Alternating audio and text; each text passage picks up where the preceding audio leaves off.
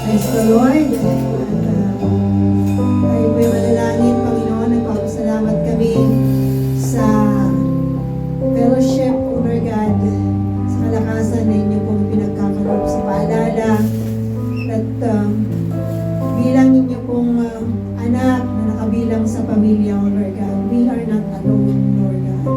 Kung nga pong lagi kayong nandyan, ang aming mga kapatid, Panginoon, ay nagpapakita din ng inyong pong katapatan sa amin, O Diyos. Maraming salamat na tunay nga pong sa lahat na pinaalala nyo sa gabing ito. Ang pagpapakumbaba, Panginoon, ay tunay nga pong patuloy namin maisa puso at nasa isip, O Lord God. Wala nga po kaming may pagmamalaki, Panginoon, knowing that you are the only one who is God, and you are the only one who is worthy to be lifted up, O God.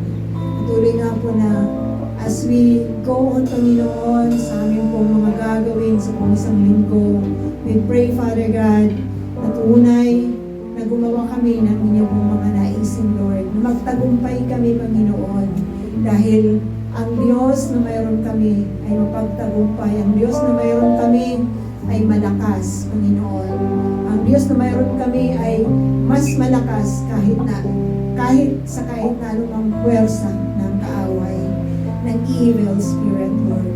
Greater is you that is in us than he that is in the world, Lord God.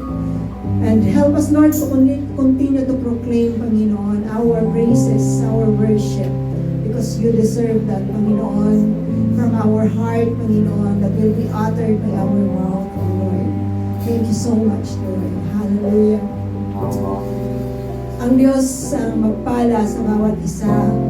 Ang Diyos na mabuti at tunay na tapat. Ang tunay na mga laga sa bawat isa. Ang Diyos na ito ang tunay na papurihan at sambahin sa buhay na ibinibigay niya sa atin sa araw-araw. The Lord bless you and keep you. The Lord make His face shine upon you. The Lord be gracious unto you. The Lord give you peace. In Jesus' name, amen.